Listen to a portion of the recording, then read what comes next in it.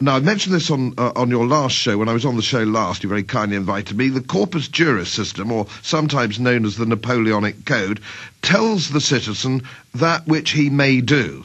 And that is a fundamental change. So they have a rule book to say this is what you may do, this is what you may not do. So consequently, they always have the upper hand. The legal system always has the upper hand.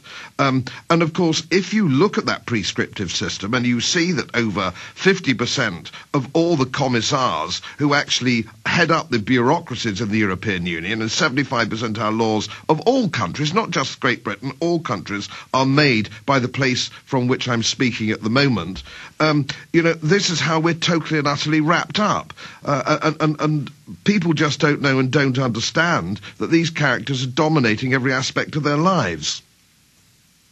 And again, just briefly for those that don't understand this European Union bureaucracy, because they're setting up a similar quasi-governmental one, more of a corporate brand of it here with all this bureaucratic power. You're in France right now. Describe the different capitals and different bureaucracies and how was the power originally vested to these unelected pirates? I mean, explain that in a nutshell for people, please, sir. Well, it's really sort of mission creep, as it were. Legislation has come about since 1975, for example, where we said there was a referendum in 1975 in the United Kingdom, and we were told that it was a free trade zone. And a lot of people voted for it on that basis. It was free trade. And almost every 2 years since, there's been another treaty which has pushed it slowly but surely and relentlessly to a superstate that we have now, run by committees. The committees form the law, and of course one of the sad things that we've lost in the United Kingdom, this is something that it's happening to you, I believe that it's happening to you, is that we have lost our system of common law. We're now run by quangos. The United Kingdom is quang. Now, I'm not sure whether that word is familiar in America. Well, it's administrative law where the bureaucracy just churns out new rules with no statutory force behind them.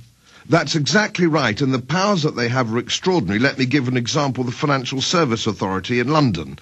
They can virtually kick down your door, they can close your business, they can do exactly as they like. There is no redress. You can't come back and say, you ruined my family's investment advisor practice with your shenanigans. There's no comeback, and it's the same with DEFRA, which is our agricultural enforcement agency. And we have a number of these agencies.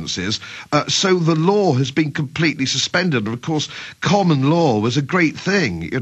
We gave a lot of the free world a magnificent legal system, not perfect. I'm not pretending it's perfect. It never was, but a pretty good one, all of which has now gone. And of course, if you take away the law, you take away the rights of the individual, and that's what's happened. But it hasn't happened in one bite-sized chunk. They weren't that stupid. They're not stupid enough to do it in a bite-sized chunk. In the BBC, of all places, they've had Bilderberg Group members like Healy and others brag in the last 2 years, hey, guess what? 1957, Treaty of Rome, we established the European Union. We did it by stealth, and that's why at the 50th anniversary in 2007, it was the 50th anniversary. It wasn't the 7th anniversary when they announced it in 2000. They said, ha-ha, we set this up 50 years ago. Now 53 years ago, in your face. And when Judicial Watch sued 3 years ago, this is my film Endgame, Blueprint for Global Enslavement, when they sued, they got the internal SPP documents with Bush and everybody else meeting and this council of private corporations and bureaucrats. And the first order of business was North American integration by stealth through trade and security agreements. And so this is a dishonest conquest by a bureaucratic class funded by select monopoly capitalists who are not free market, who kind of dump communists and collectivists out to steal the middle class's wealth and then transfer it to them. I mean, this is truly a criminal enterprise. And then we look at and I want you to comment on that. This is the same model. We've been in the North American Union since 2005. We have the documents. The general public doesn't even know. You've been in your EU, at least on paper, since 57. They didn't tell you it was happening until 99, 2000. And then expanding out from there, we defeat Copenhagen, the countries don't sign on to it, and Gordon Brown and Barack Obama and the EU say, don't worry. Herman von Rompuy, they say, don't worry. We already had this power. We're going to start registering everybody's carbon globally, and we're going to take U.S., British, and European tax money and start shoveling it into this global government, calling it global government. I mean, this is a completely illegitimate criminal enterprise. Yes, you're absolutely right. We recruit in the United Kingdom. There's a subversive group called Common Purpose. It's a sort of Freemasonry with a small f. So these guys are recruited at universities. They're spotted at universities, and they've been brought into the civil service systems, the BBC, and they've got their own style of jargon, their own sort of semi-secret handshakes. So they all sing off the same hymn sheet, and they are the people that actually who would normally we would expect in our legal systems, in our political systems, in our civil service systems to be protecting us from these things by using our constitution. These are the people that have actually been subverted. And let me give you an example which I think will surprise you and surprise your listeners on both sides of the Atlantic. I'm also a member of the Environmental Committee, and bear in mind I re-won my seat in June, so by a very significant margin with an increased majority. Now, I'm not an important man in British politics, and I don't pretend to be, but I'm not totally insignificant. I wrote privately to the Prince of Wales, who believes all this carbon dioxide nonsense, bless his cotton socks.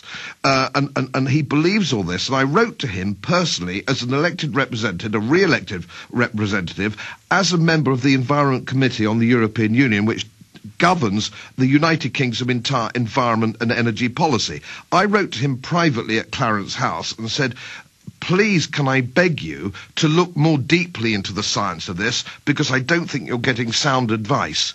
And I think that the reason you're not getting sound advice is I think the people close to you are deliberately holding back information.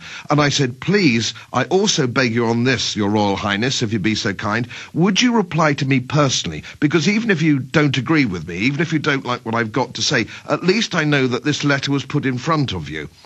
3 months later, I got a letter from a lackey. Now, I actually don't believe the Prince of Wales saw my letter. Now, I don't know who advises him. I don't know what the situation is, and it's his own fault. I don't have a lot of sympathy. He wants to really actually sharpen his act up. But it does make you wonder, Alex, does it not, how deeply penetrated the entire British and European system has been by these individuals.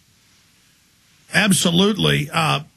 Gordon Brown's announcement that doesn't matter, we're going to register everybody's carbon and start the taxes whether you like it or not, how is that marching along, A? And B, how big of a defeat was Copenhagen going down in flames to these people?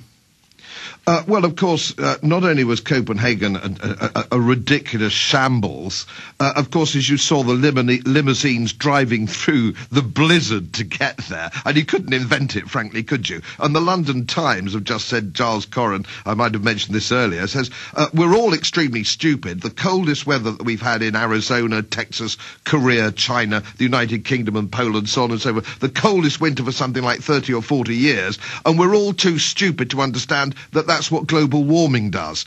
The trouble is, I think, with politicians, they're so detached, they think we're stupid.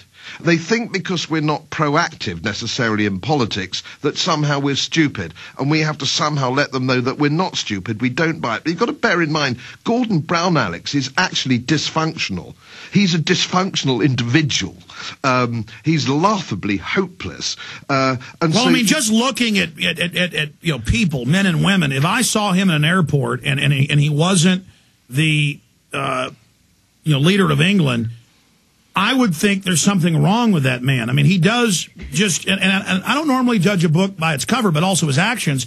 He really comes off as like some kind of freak. Well, he is a freak, and of course, he's never been elected.